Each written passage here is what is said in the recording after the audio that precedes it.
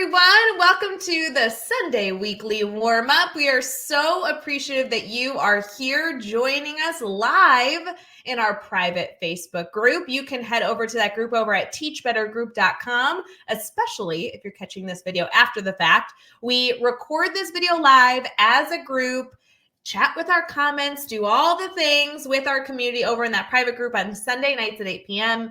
And then we get to restream the conversation for everyone in our community on Facebook, YouTube, Twitter, Twitch, and LinkedIn on Monday nights. Of course, this also becoming an episode of Teach Better Talk podcast. Why do we do that? Friends, we do this because we love to hear and engage and chat with our community. So we love being able to stream in one place to see those comments and have you not only interact with us and say hello and good afternoon, but also interact with each other, because there's almost like 8,000 people in our group, and it's so fun to see you all sharing resources. And then, of course, we don't want to, gatekeep good information and great content. So we'd love to restream that on our Monday night so you don't miss anything, regardless of how you're connected to us. We are very excited to have Matthew Bowerman with us. And of course, my favorite person on the planet, Brad Hughes, is here. We will be right back.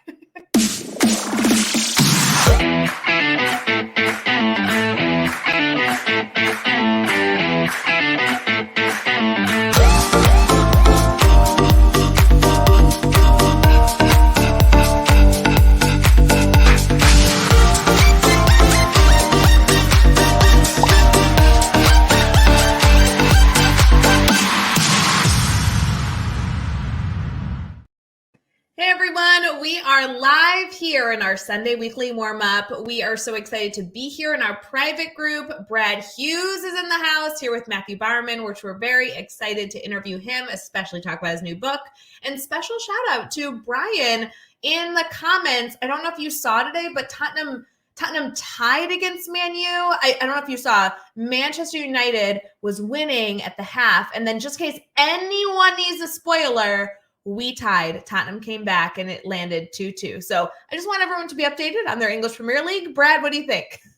I am loving the English Premier League as well as anything that's happening on weekend sports. I know it was a big weekend in the NFL with some big wild card games. Are you and family following the NFL this weekend?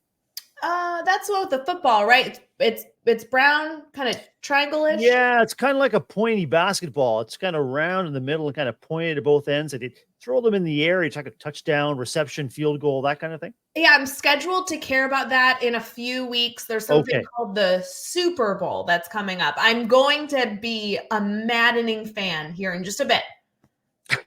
So stay tuned to the Super Bowl. Is that it? You just hold out on your fanship until the big event. Well, I already have my sweatshirt. Matthew, I'm so sorry. We haven't even said hi to you yet officially. Matthew, good to see you. Really quick hi. Hi. Okay, and then I just want to make sure everybody knows, of course, I have my Super Bowl shirt ready. It's a really cool crew neck that says Taylor's version in the NFL font. It's really great. It's really good. And like Taylor, I know that you have a lot going on at the moment, Ray. You worked with family, friends, all things Teach Better, and a huge collection of smoothies at your place. You're just enjoying those smoothies day after day. Matthew brought this up. It's like you knew I wanted to keep talking about this. Matthew, what was the question you asked me before we came live? Oh, I saw you like in a reel rocking out like a spinach mango smoothie. I was like, what? And you were talking about it and you were just vibing. I was like, what is that delicious beverage you had in your hands? Here's the deal, friends. I wish that I was cool enough to be like a walking ad where I could give you all promo codes for free things and just tell you how amazing I am, and you can be this amazing for the simple cost of $5.99. Like, I wish I could be that person. Instead, I'm just finding really cool things to waste my money on, one of which are these smoothies that I literally am obsessed with. If anyone needs a frozen smoothie that has really healthy, all natural ingredients, fruits and veggies, and tastes amazing, I'm your girl. And I can also throw in, is anyone doing Dry January? Anybody? Dry January? All I can say is I found a really good, and I say this like I like IPAs, really good non-alcoholic beer that if anyone needs a beer option, oh my God, I might stick with it permanently. I feel that strongly. I'd love to know more about that. I'm a big fan of all kinds of beer and have tried the non-alcohol or zero alcohol styles and really haven't found one that has much flavor other than sort of a little bit of kind of barley flavored water. Matthew, is beer part of your life as well? No, I don't drink it all. Yep. Yeah, so he knows. He knows that, like, I feel like there's either this option of like, I like the taste of alcohol, so this is the route I go, Right. or I don't drink and therefore cannot have the flavor. And I'm trying to find a middle because I'm like totally pro not drinking. I mean, I don't really care, but what I do really would like is I really love a good like a hoppy IPA. So there's two companies I've been looking at. I don't know if they're linked. I need to look further into it, but one is called Athletic Brewing Mhm. and the other is, oh, it starts with a B.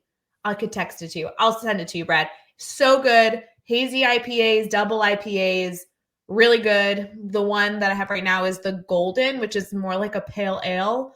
And somebody who appreciates beer but doesn't want the effect of alcohol, totally in. And then shout out to Katie Miglin. Thank God she was pregnant last year. She knows a really good white wine that is non-alcoholic. So recommend that if any of you need that too. So sorry to push alcohol, but I guess we're not pushing alcohol, right? Like that's what we're doing.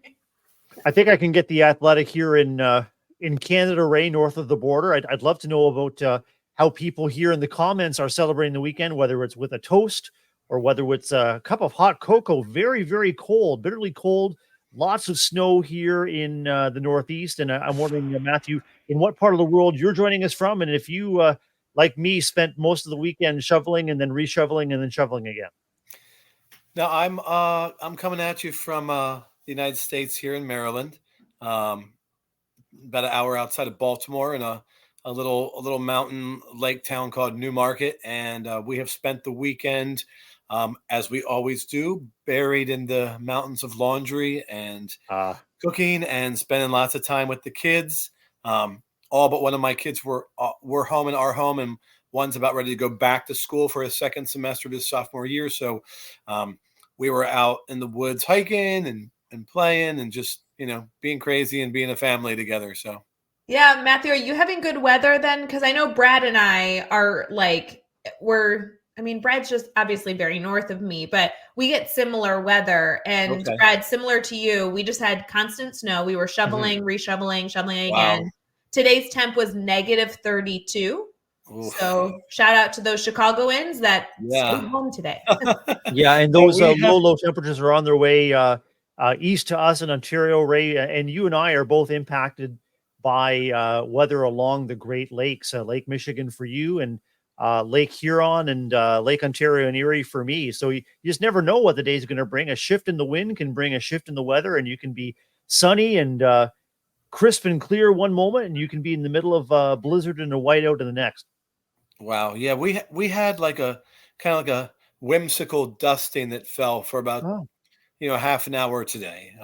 We're supposed to have a large snowstorm, like at least predicted, like Tuesday, Wednesday, or Friday of this week, or a couple of those. But no, it's just been very chilly and windy here. But we've been out in it running around, so it hasn't been too bad. Love it. For everyone here, we would love to hear what the weather is in whatever part of the world you're tuning into, whether you're joining us live or even catching this after the fact. Please participate in the comments. It's a great place to collaborate with different educators. Even if they're not live here chatting with you, they'll catch the comment later. We also just want to give a little shout out that if any of you are experiencing hardship this winter, please feel free to reach out to the Teach Better team. We are very well known to support our community. And if there's anything that we can do to support you, to keep you warm, please keep us updated. We'd love to make sure we are here to help make that happen. Matthew, we would love to take a moment also to introduce you. While I'm hoping our Teach Better community knows you, especially as somebody who sat front row at the Teach Better conference back in 2022. That's I'd right. love to make sure that everybody here also got an introduction to you, because we get some newbies in our Teach Better family, every day. And it's always nice to introduce them to awesome, awesome educators. So tell us a little about yourself. Oh, thank you. I'm very grateful to be here, and thank you so much. And I had an incredible time at the Ohio Teach Better. It was just a really wonderful experience. So yeah, big shout out there to the entire team and all of the amazing educators and school staff from everywhere that I had a and was lucky enough to meet and collaborate with a little bit. Yeah, I'm Matthew, and I'm a school administrator and assistant principal specifically out here in Maryland. And I've been in education. This is coming up on my 26th, 27th year. I've worked primarily rural or suburban in Title I schools. My big teaching focus was theater and dance, musical theater in all areas of acting, English at all levels, reading, and special education, working specifically with emotionally disabled children and young adults in my teaching career. And then I've been an administrator for about 6.5 years now, specifically. And what else? Yeah, you mentioned the book. I'm lucky enough to also be an author and researcher and speaker and trainer for Teacher Goals. And I work and focus specifically in the areas of trauma responsive education and trauma specifically, and social emotional supports, as well as school family engagement and building community. So I kind of work and write and teach and train in those areas. Brad, as you were popping in, welcoming Matthew to the show before we click the live button, you guys are reminiscing that you got to meet in person over at the Teach Better conference. What was that like for you, Brad, to get to engage with Matthew and the rest of the Teach Better community that was able to join that event live? Ray, Matthew, it was phenomenal. I remember I had a front row seat to Matthew's presentation on leading with the heart leader. And that really resonated with me as a school leader like Matthew, leading with love and putting love and that heartfelt connection in front of everything that we do. I know that Matthew leverages and really believes in the power of relationships. Really looking forward to digging in to that new book and to your approach, Matthew, about heart leadership. But at the time, Ray, Matthew was introducing heart leadership. He was introducing the fact that he was writing and creating this book. And Matthew, your presentation was so engaging. It left me feeling incredibly energized, restored, and very hopeful about not only my role as a school leader, but really hope for our schools growing outwards from your determination to lead from the heart. That's really kind of you to say. Thank you so much. Matthew, I love hearing about educators that are good presenters, because I do think that as educators, whether we're in the classroom or in a leadership role, we have a lot of opportunities to get up in front of an audience group and speak to them, whether the audience group is 3 years old or the audience group is 18 or the audience group is 55. We get to actually share ideas and share different emotional experiences with people in our educational ecosystem. I know a lot of our people here in our Teach Better family present at conferences like crazy, January, February especially, or maybe they're presenting to their own district, their own colleagues, different ideas that they've done in semester 1, and now they're sharing kind of the outcomes and what they really enjoyed in semester 2. And I would love if you could share maybe some strategies that you have for getting up and presenting. What are some things that you lean on? Obviously, Brad loved being in the audience, learning alongside you in your session. So what made you a strong presenter in that, do you think? I think for me, obviously, you need to know your material and prepare it in a way that you can access it with people in very authentic ways where you're not reading from slides. Whether it be a slide deck, whether it's a PowerPoint, whatever the formats that you're using, they should have little on the screen. There should not be that much there. And if there are slides that have a variety of extensive or heavy or comprehensive information, it really should be something that they can pick up with a QR code and they can get later as a free resource that you're going to offer them. But really, anybody, that would be my probably my 2-year-old singing somewhere in the background, getting ready for bed. Yeah, I love it. Hey, it's always about family and love. Absolutely. So, there's this piece where when you're bringing the work, people are coming there there's something about the topic, the title, the information that they read in a little blurb or bio that they're showing up for.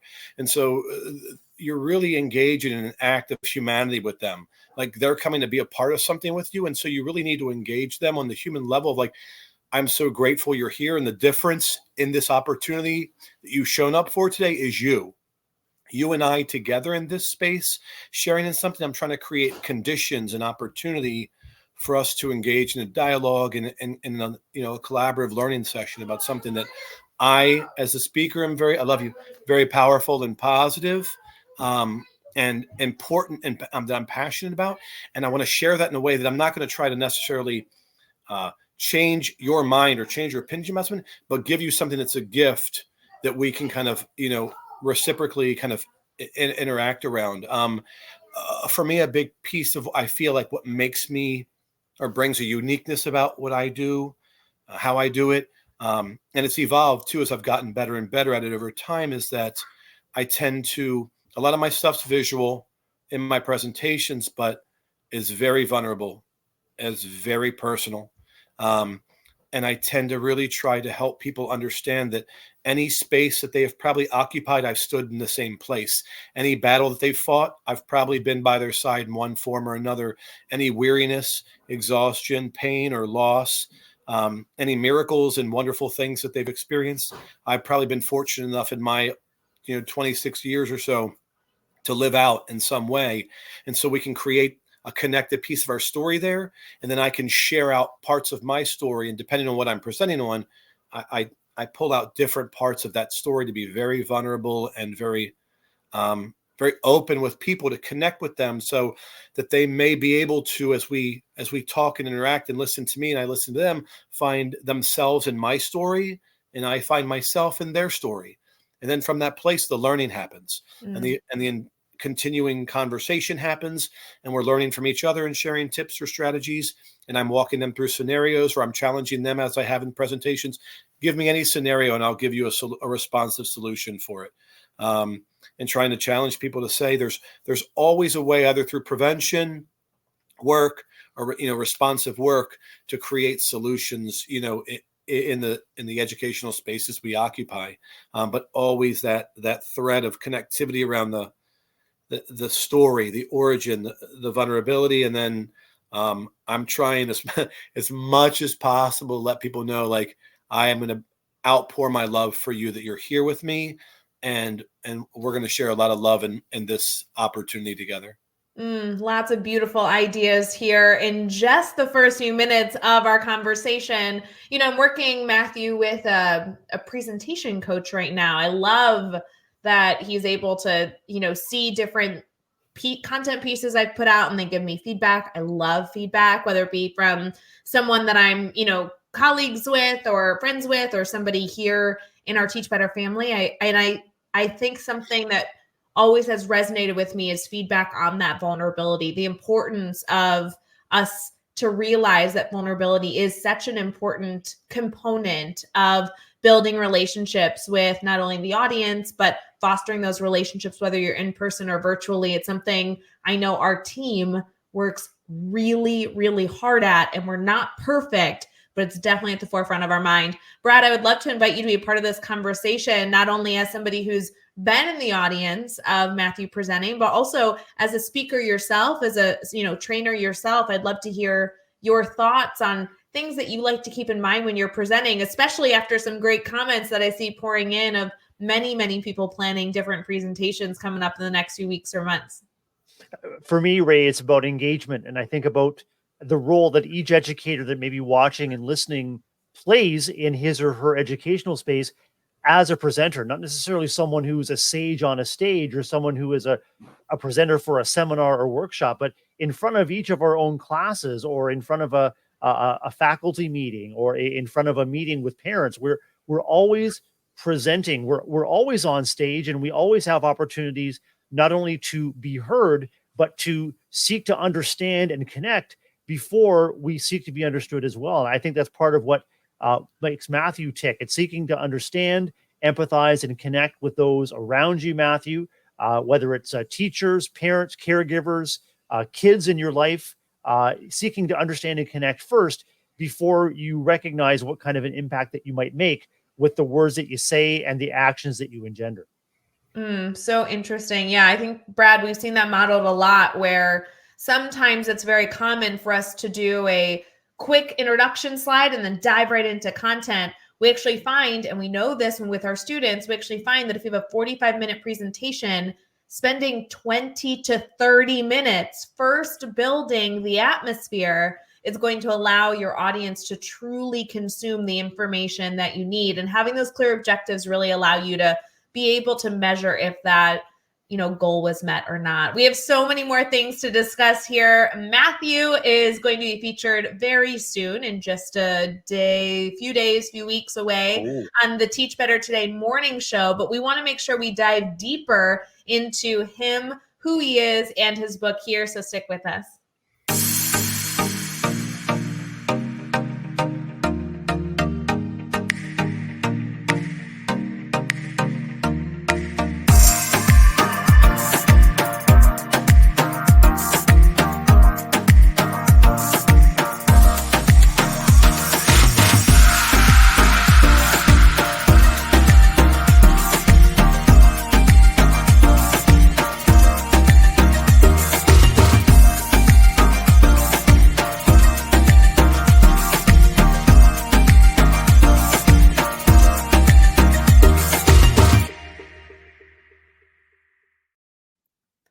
Hey everyone, we are here for our Sunday weekly warm-up. We want to welcome you into the conversation. If you're just tuning in with us, feel free to throw in the comments where you're listening from. Say hello to our community. It's the best part of being live, as we love to engage with the comments. Matthew Bowerman is here as our guest, and we're about to dive into his book. And Brad Hughes, here's the deal. I have the opportunity to interview Matt here very soon on the Teach Better Today morning show. But I know that's not going to be enough time. I want to dive into his book. I want to dive into the work that he does. Where should we begin, Brad? I don't even know where to begin.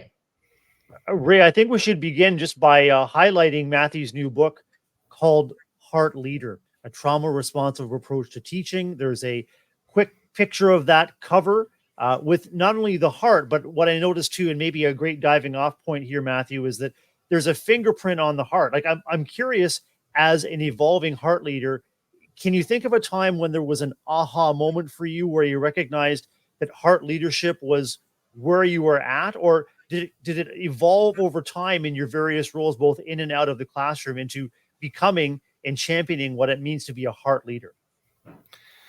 That's a wonderful question. There was a time a long time ago, a student and a parent, and many, many years ago, had shared that, the adage, like, oh, Mr. Bowerman, you wear your heart on your sleeve.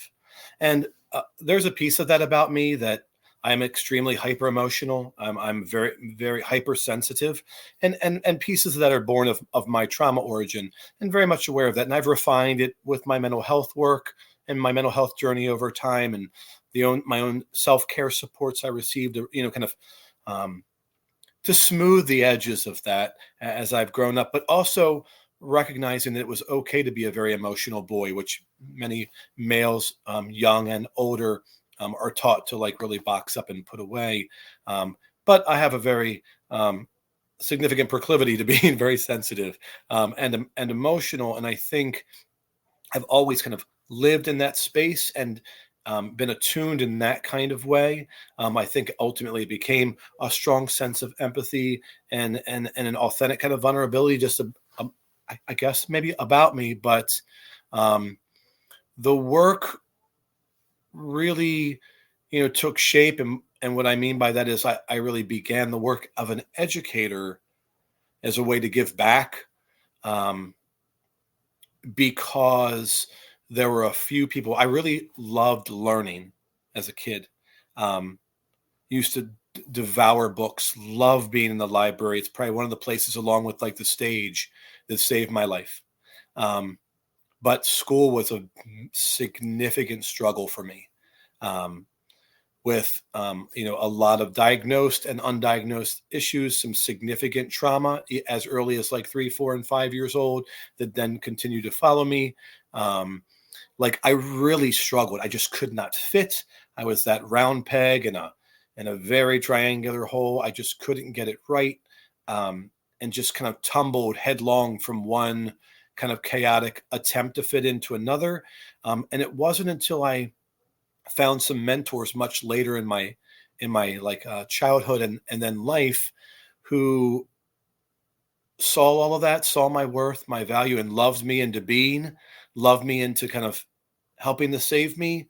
So that when it came to a place where I was really trying to figure out like a possible career and a path for myself that I wanted to be in service, like the teaching came back to me loud and clear, this is what you have to be a part of. Look at when you needed it most, how a teacher like saved you, as clearly as a life preserver thrown in the water, for a drowning victim. And from that place, I was like, they loved me into being, like I mentioned, and in loving me in that way and seeing this little boy for what he was, what he had been, and what he was trying to find out to be. It was like I had no other. It became a calling. That service became a calling for me. Some people, I even talk about in the book, some people experience it maybe in some kind of spiritual way or a religious way. I just had a deep sense of like, this is what I had to do. Not to like fix anybody or to save the day, but to plug in a way that I could give back and not only connect with others like myself to like be a positive, loving role model, but to be a person in the space that was doing something much greater than myself. And then ultimately, I guess that became like the heart on my sleeve thing, and just kind of live in this whole heart leader persona that's now obviously become branding around my work and my writing and the way I kind of try to live as much as possible. And the fingerprint piece, which I love that you mentioned around the title, is, we all have our own story, our own traumas, our own losses and hopes and miracles in our lives, but they're as unique to us as our fingerprint. And that we're all trying to live out the best story versions of ourselves as possible. And in engaging with, approaching, embracing each human being on a day-to-day basis. You mentioned the word engagement, that, assuming positive intent, that when you engage with people, that you're recognizing they're bringing such individuality, such uniqueness, in such a beautiful and unique and mysterious way that, we in these service professions, I really think, have no other choice but to bring the love forward, but to bring the willingness to be curious and to listen more than speak, and to engage and to heart love and heart lead and guide them forward, in those equitable, loving, empathetic and authentic ways. I think if that answers some of it. 100%. Ray, I'm wondering what's coming up for you as you listen to Matthew expand on his own personal journey, how that feeds into and fuels his determination to lead from the heart. No, truly. Matthew, I haven't asked you this in the past, but the question I keep reflecting on is this balance of showing your emotion and having too much emotion in the field, and then also trying to find that balance and having not enough emotion in the field. I personally have experienced this. I know our community here knows I'm a very passionate person.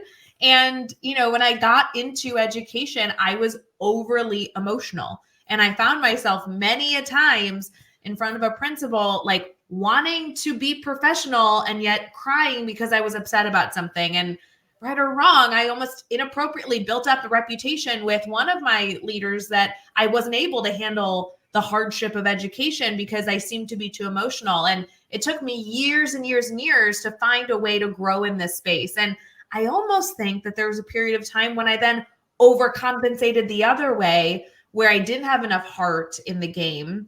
And that doesn't really serve us as educators either. There's this like perfect balance that we're looking for to share vulnerability and have so much empathy and for the work that we do, and love for the work we do, but almost then find ways to not take it home with us and everything else. Do you have any strategies or ideas on how our community here could continue to work on that balance? Because I do see it as kind of like a seesaw, that we're kind of probably just trying to find an even playing field here as much as possible, but I'm not sure that we're ever in the most perfect balance day to day? I'd love to hear your thoughts. Yeah, I agree. I certainly have found earlier on to be a challenge for me, as well as like the nature of like wanting to pour so much into your children, your students, so much into your kids, that you lose a sense of yourself at times, or pour so much into them, or feel like you want so much back from them that like you're like needing them, quote unquote, as much as they're needing you, and realizing that that's not really a healthy construct which to build from. And 26, 27 years, I've been a teacher educator for a very long time. And I started young, and I started with a lot of, cracks. Of course, they let the light in and let the light through, as people say. And I love that idea. However, like I had a lot of work to do, and still do. And, I've gotten healthier over time and really recognize where that balance is. And I think to your point, or to your question, really, one thing I do in that tempering or buffering space is, rather than focus on my emotional pulse, I'm focusing on their story. I'm putting all of my intentionality on the other person and their pulse, trying to really listen to it, trying to really, in essence, like a first responder, take the pulse, not only of the space, but of the person or people I'm engaging with. So I'm not like, oh, is this really affecting me? Am I showing my emotion? I'm just trying to be present for them and with them in a way that I'm putting the focus there. And so what it, at least for me, enables me to do is allow me to be authentically listening, or as people call it, actively engaged, or actively listening to that person. So I'm not just listening, but I'm really hearing, with that intentionality. But at the same time, I'm giving myself a bit of a rational detachment, a bit of that space or buffer, so I can be present without like suddenly breaking down because they're talking about something extremely damaging, or could even be potentially triggering for myself in some way. But I'm able to create some of that space. It's a space, safe space for myself. So it's, in essence, I'm like creating a condition to safeguard myself, my own heart, my own emotions, but giving them pieces of myself through my intentional, active listening that focus on them and really not about me. So I take it off of me, place it directly on them. So that's been something that's been very helpful. I also, as another, I guess, strategy, depending on, like, if it's a meeting, like a parent conference, if it's like, I'll use that example. Like, and Brad mentioned it, like as school administrators and whatnot, we engage in many different types of community, engagements with people that we serve. So like with a parent conference, for example, I just had one recently. And rather than sit in a position that might be perceived as adversarial, or places me in a place where I'm suddenly worried about what they're thinking, what they're feeling, what they're going to do, see me across the table, I went and sat next to them. So we could turn and just be in the same space. So it forced me in a way. And I typically try to place myself closer. So I'm like, it communicates to me a very clear message, that not only am I trying to, and I guess I should say also there, from a culturally responsive lens, you have to gauge some of those things, because people from all across the world engage proximity in different ways, and distance and contact. And so I think that's something you have to be mindful of as well. But I think just for the general concept, what I'm doing is coming not across the table, but to the table now and with you. So I'm close enough to say, I'm in this with you. And I want to be just right here with you. So when we have eyes to eyes contact, or you feel like you need to reach over and touch my hand, or you feel like you need to, you have a certain kind of way you feel about something and need me to really hear it, I'm close enough to you that you recognize I'm going to really pick up on your energy, and try to take it in and really listen to it, so I can make ultimately some really active decisions around it. But I mean, proximity and the use of it, and placement in rooms, and how things are set up again around creating conditions, just like when we're designing trauma sensitive spaces, creating conditions around prevention and trauma responsiveness, just like in all these kinds of meetings we might engage in, how you set those up, so they don't become something so personal that you can't let go of it. So there's that piece as well. And if I am, here's as kind of a third tip, if I'm working in something that I've invested a lot of personal time in, let's say you've designed a schedule, let's say you've written a press release, or something else that you're sharing with a staff or at a board meeting, and it's very personal to you. What I tend to do is try to write that well in advance, so I can then step away from it and leave it alone for a few days, and then come back to it and deconstruct it several times and almost sterilize or impersonalize it.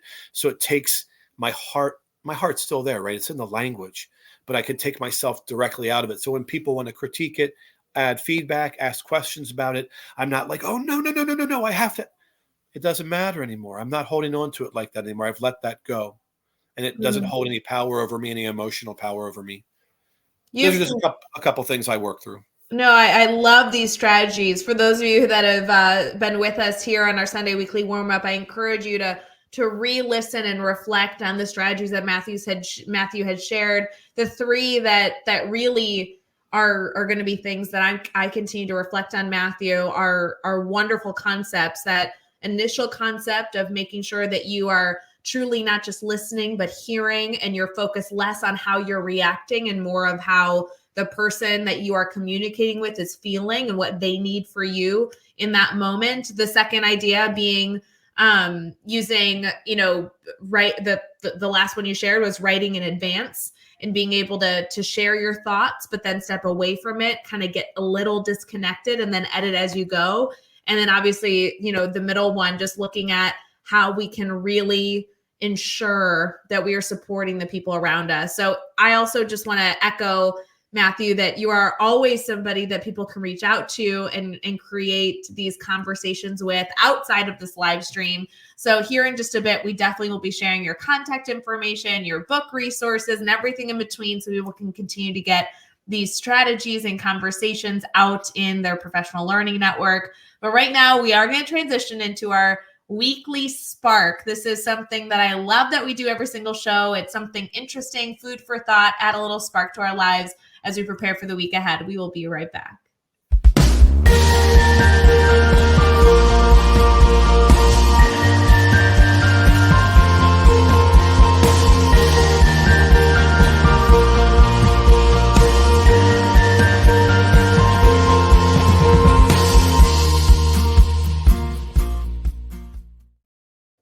Hey everyone, we are here for our Sunday weekly warm-up, and it is our Sunday Spark segment where Brad Hughes shares something good in the world that we can focus on. Brad, what you got for us this week?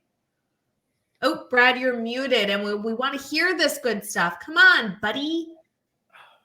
It's just a click away. There we go. Thanks, Ray and Matthew. Wonderful conversation before the break, and I found this story getting ready for the Sunday Spark. I found it both inspirational and reassuring. And the story comes from Positive News.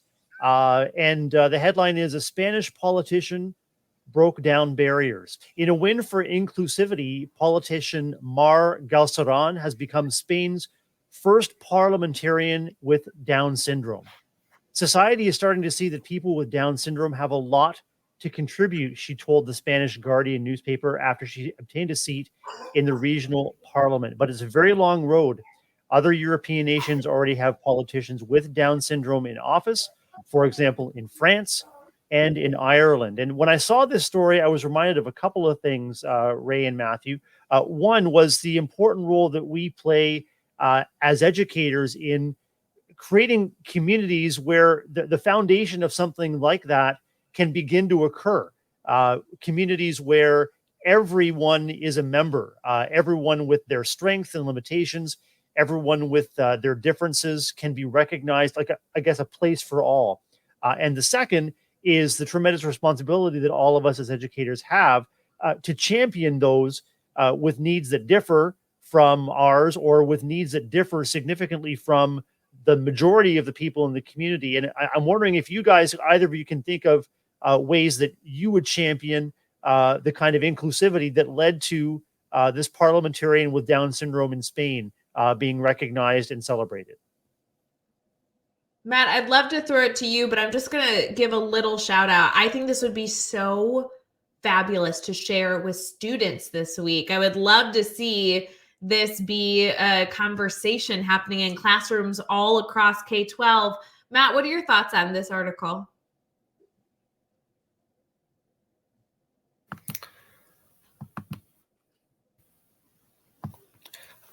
I think the first thing I would say without being glib is like, how else would we live in the world around K-12 educational spaces? It's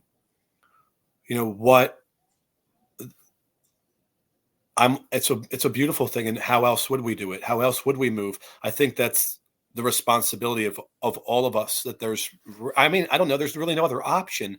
As far as I'm concerned, I think, our educational systems, certainly in my country, politics have been weaponized on both sides against, education, and, indigenous communities of color, vulnerable populations have been marginalized and disenfranchised in my country for hundreds of years, for no other purpose but to deny them the things that they deserve, that they have every right to in the world. And I think, that article, that beautiful piece speaks to, we're not just shifting paradigms now, we're breaking them and building new frames to see the world through. But there are a lot of wonderful and hopeful changes happening, where for so long that just wasn't accepted or okay for some, for many insane reasons.